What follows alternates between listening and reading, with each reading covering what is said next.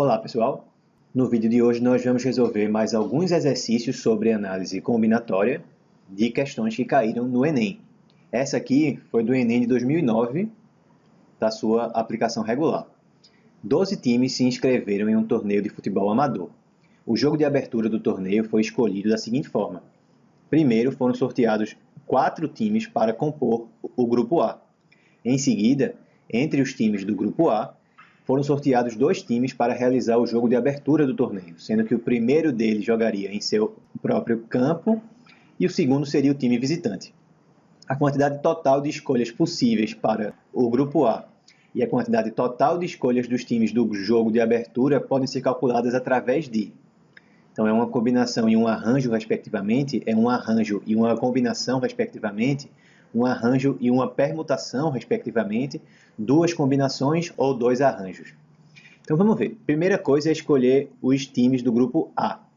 Aqui a gente só está escolhendo 4 times de um grupo de 12 times disponíveis. A ordem importa? Não, a gente só está escolhendo quais vão ser os elementos desse conjunto, quais vão ser os times que vão participar desse grupo. Portanto, como a ordem não importa, a primeira decisão que a gente tem que fazer, né, os membros do grupo A, os times que vão participar desse grupo, a gente vai calcular isso usando uma combinação. E que combinação é essa? É a combinação de 12 times, dos quais a gente tem que escolher apenas 4. Beleza? Tá bom, então a gente já sabe que a primeira decisão aí é uma combinação. E a segunda? Na segunda eu tenho que escolher 2 times, certo? Sendo que vê agora a diferença. Ó. O primeiro deles jogaria em seu próprio campo, joga em casa, e o segundo deles vai ser o time visitante, ou seja, importa quem é o primeiro e importa quem é o segundo. Como a ordem importa, é um arranjo. Então a gente já sabe que a resposta é a letra A. O número de possíveis escolhas para o grupo A é calculado por uma combinação, enquanto a quantidade de escolhas para os times do jogo de abertura vai ser calculada por um arranjo. Que arranjo é esse, né? Para arranjos, sempre que a ordem importa, a gente usa o princípio multiplicativo. Então, são 2 lugares, né? São 2 times. Para o primeiro time, eu tenho 4 escolhas, porque eu posso escolher qualquer um dos times do grupo A. E para o segundo time, eu tenho 3 escolhas, qualquer um dos times que eu ainda não escolhi. E aí multiplica. Então, na minha primeira decisão, eu tive que fazer isso aqui, né? Na segunda, eu tive que fazer isso daqui, tá bom? Então, qual que é o total de formas que eu tenho de escolher o jogo de abertura? Né? Eu tenho essa quantidade aqui de formas de escolher os times do grupo A. Depois que eu escolher isso, eu tenho essa quantidade aqui de formas de escolher qual é o jogo de abertura. Quanto que dá esse número aqui? Bem, a gente começa fazendo a conta como se a ordem importasse. Então, a gente teria 4 lugares com 12 times para distribuir. Então, seria 12 vezes 11 vezes 10 vezes 9. Tá? Só que aí divide pelo fatorial do número de times que a gente vai escolher, já que a ordem não importa. Então, fica 4 vezes 3 vezes 2 vezes 1 aqui embaixo. E aí, agora também multiplica pelo 4 e pelo 3, para a gente ter a resposta final. 4 vezes 3 cancela com 4 vezes 3. Esse 2 que ainda tem aqui cancela com 12, fica 6. Então, o que restou foi 66, né? 6 vezes 11 vezes 90. 66 vezes 90 dá 5.940. Certo? Não foi necessário determinar quanto que era esse número, que a questão não fez essa pergunta, mas vale a pena a gente também dizer quanto que seria esse resultado. Beleza? Então, vamos para o segundo exemplo de hoje agora. Essa questão aqui foi do Enem de 2011, também da sua aplicação regular. O setor de recursos humanos de uma empresa vai realizar uma entrevista com 120 candidatos a uma vaga de contador. Por sorteio, eles pretendem atribuir a cada candidato um número, colocar a lista de números em ordem numérica crescente e usá-la para convocar os interessados. Acontece que, por um defeito do computador, foram gerados números com 5 algarismos distintos e, em nenhum deles, apareceram dígitos pares. Em razão disso, a ordem de chamada do candidato que tiver recebido o número 75.913 é. Então, a gente vai fazer o seguinte. Quantos números aí vão começar com o dígito 1? certo? Restam ainda mais 4 lugares para colocar 4 números, né? Então aqui a gente tem uma permutação de 4 elementos, 4 fatorial. Então a gente tem aí 4 fatorial números que começam com o dígito 1. 4 fatorial dá 24. Quantos começam com o dígito 3?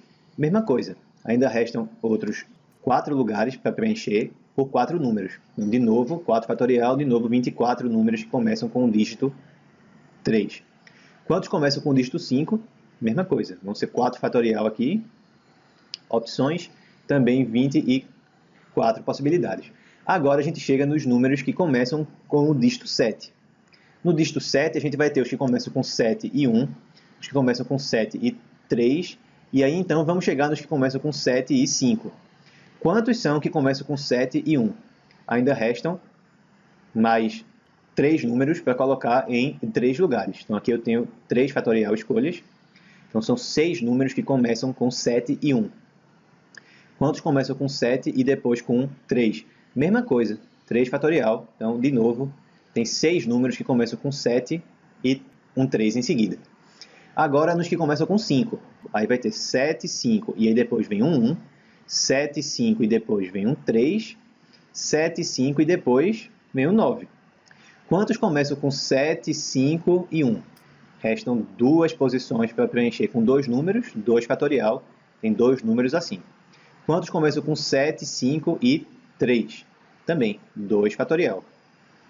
Certo? Então, mais 2 números assim.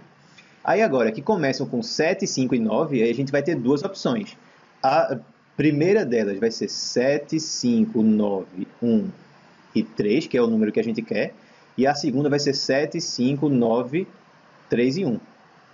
Então, somando todos esses números aqui dá quanto? 24 mais 24 vai dar 48, com mais 24 vai dar 72, com 6, 78, com 6, 84, com 2, 86, com 2, 88, certo? Então, esse número aqui, que é o número que a gente quer, vai ser o número na posição 89, certo? É o 89º número, resposta aí está na letra E, beleza? Vamos para o último exemplo do vídeo de hoje. Essa questão aqui foi do Enem de 2012, da sua aplicação regular. O designer português Miguel Neiva criou um sistema de símbolos que permite que pessoas daltônicas identifiquem cores.